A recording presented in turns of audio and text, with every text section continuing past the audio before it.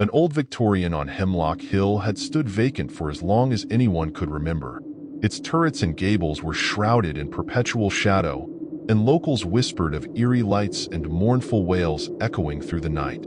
It was said to be haunted, a place where the dead walked and the living feared to tread. Tonight was Halloween, the perfect night for a dare. A group of reckless teenagers, armed with flashlights, decided to explore the haunted house. As they stepped through the creaking front door, a cold draft swept through the house, and the flashlights flickered, casting dancing shadows on the peeling wallpaper. Trick or treat! The house was a labyrinth of decaying grandeur. Dust-covered furniture stood like ghostly sentinels in the dim light. A grand staircase, its velvet carpet worn and threadbare, wound its way up to the darkened upper floors. As they ventured deeper, an uneasy feeling crept over them. The air grew colder, and the shadows seemed to lengthen and distort. Suddenly, a blood-curdling scream echoed through the house.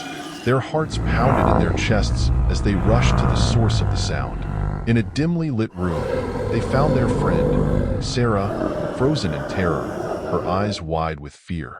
Before them, standing tall and imposing, was a figure cloaked in darkness. Its eyes glowed an unnatural red. Dracula. As if in response to their fear, the lights flickered and died, plunging them into complete darkness. A skeletal hand reached out from the shadows, its bony fingers icy cold. A mournful wail, like the cry of a lost soul, filled the room. Ghosts, they realized, were not just stories.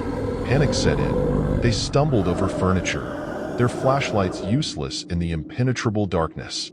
The air was thick with the scent of decay and something else, something sinister. They could hear the creak of floorboards, the rustle of unseen things moving around them. Just when despair seemed to consume them, a beam of light pierced the darkness. It was the rising moon, casting an eerie glow on the room. In its pale light, they saw the forms of their friends huddled together for warmth and courage. And then, as quickly as it had appeared, the moon vanished behind a cloud.